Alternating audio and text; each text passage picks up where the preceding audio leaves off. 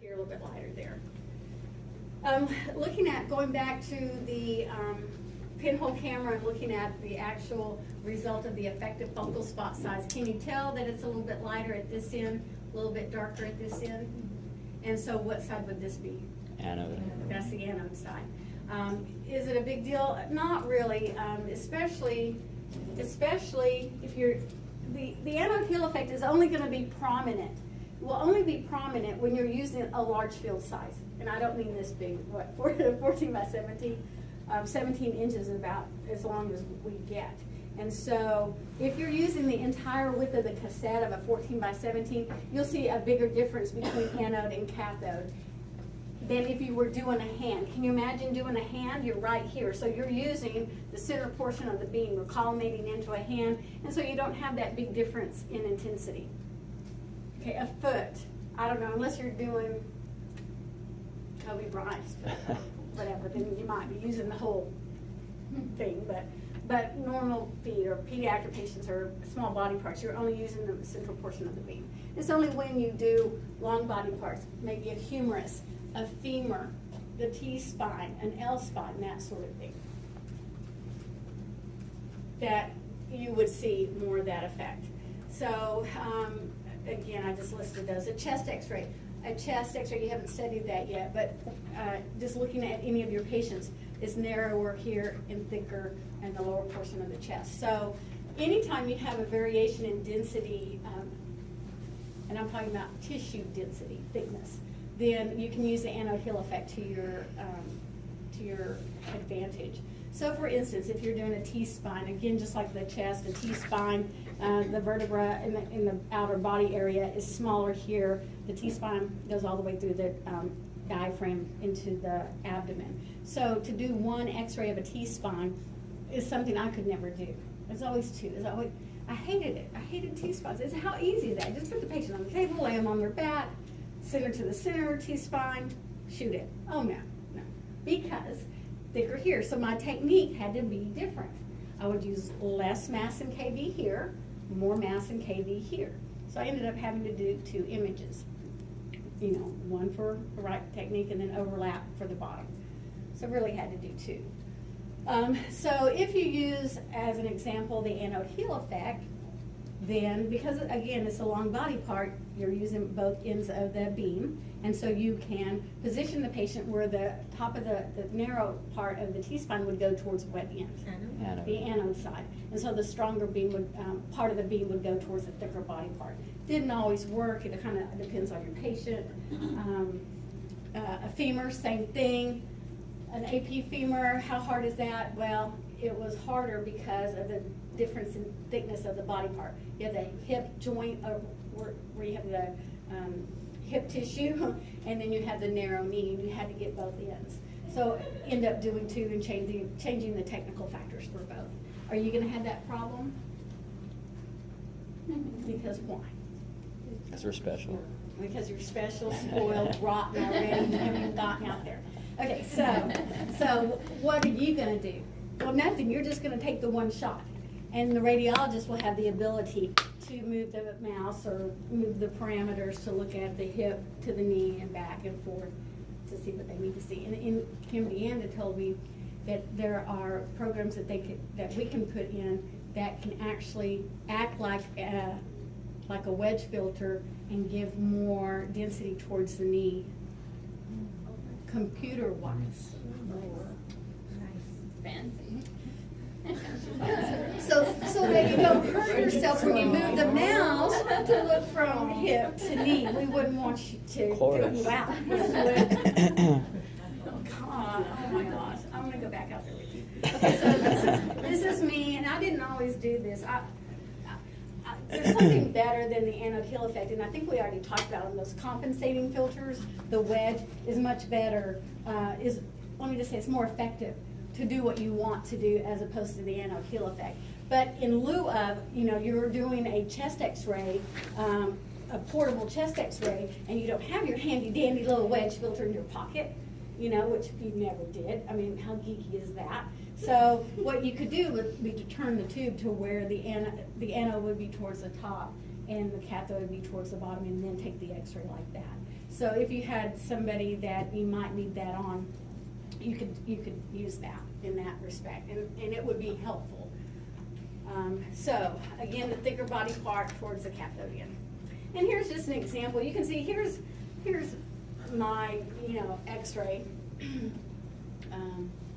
Patient's on the table, the cathode is at this end. You can see the T-spine, you can see the individual vertebral bodies through here with the space between them. And then once you get down here in the heart area, you cannot appreciate the individual T-spine, right? You can't see that. So if you turn, not the patient, but you turn the tube around, excuse me, now you're able to see the individual T-spine even through the heart area. So again, putting the thicker body part, especially with the heart, down towards the cathode, you'll get a more even density. You can do it in one shot as opposed to doing this again and collimating to this area and using more technical factors for that. So, just in summary, this one I don't think we talked about. The smaller the anode angle, the larger the heel effect. Smaller the anode angle, the larger the heel effect. This is the one that's an inverse relationship. Everything else has been, about this has been direct today. So this is the one that always catches me, so don't let it catch you, okay? This is the smaller the anode angle, the larger the heel effect. The more it's straight like this, remember me going back and showing you, let me just show you a quick picture. This is 0 degrees. And so you would catch more x-rays coming back in this direction. Okay, so that's why the smaller the angle, the more heel effect you get. As you go further and further back like that, then the x-rays going this way are not catching that, clipping the anode so much, if that helps you with the visualization. So look in your book for that, those images also. Okay, some subject factors, which we've kind of covered this before, and you know a little bit about this. In terms of radiographic quality, and in terms of, quality. Patient thickness. And your book talks about this. How does patient thickness affect contrast? How does it affect image quality? Well, let me tell you, if you don't know this right now, you will learn it very quickly once you get out to clinical. It is more challenging, and well, maybe you do know this a little bit. It is more challenging to x-ray a larger patient than it is a smaller patient, just because of trying to find bony landmarks. For an abdomen or chest, trying to palpate the iliac crest, you don't know what I'm talking about, do you? Or do you? Mm-hmm. Is more challenging. The other challenge is getting the right exposure factors to properly penetrate and give you the contrast and exposure that you want. So, by nature, the other thing, a hypersonic patient, you know what else they're going to do? There's more body tissue. So guess what you're going to get a lot of, which we haven't talked in this class yet too much. Scatter. So what does scatter do to image quality? Decreases. It decreases. It doesn't. It obscures it. Scatter obscures it. Visibility of detail is not there. So just by nature, your larger patients will give you a more gray-looking image. Conversely, your thin patients, they're just little skin and bone kind of patients, very asthenic type patients. Just by nature of their makeup, they tend to give you a high contrast image. So what is it that, can you change that? No.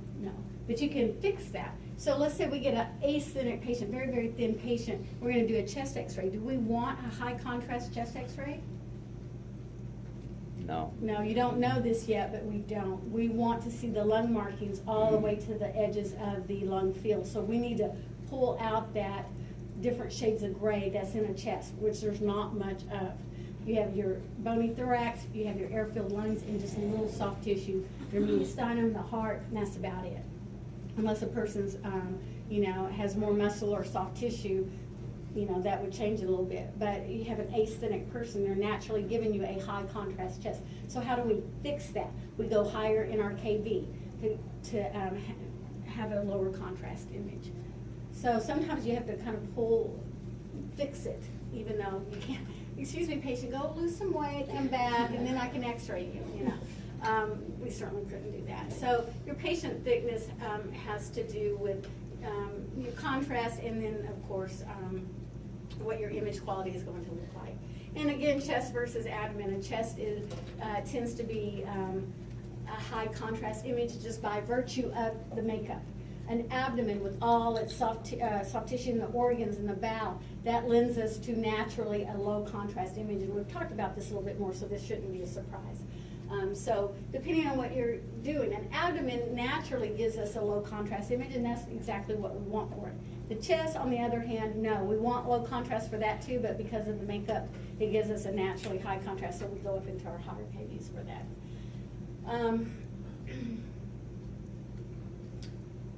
Extremities tend to be, especially hands and feet, there's not much soft tissue there, so those are naturally high contrast image, and we want it that way. So where you get into problems is like if you're doing a T-spine, or let's do a lumbar spine on a 90-year-old female. Okay, I'm not doing an abdomen, I'm doing a spine. How do I want that to look? How do I want the bone to look?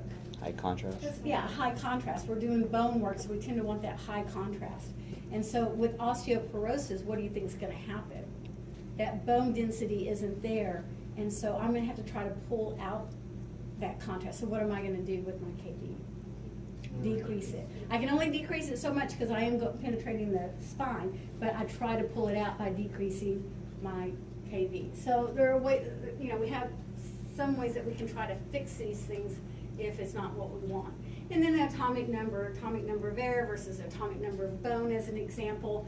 And of course you will have, depending on, if you're looking at bone and air like in the chest, you're going to have what kind of contrast?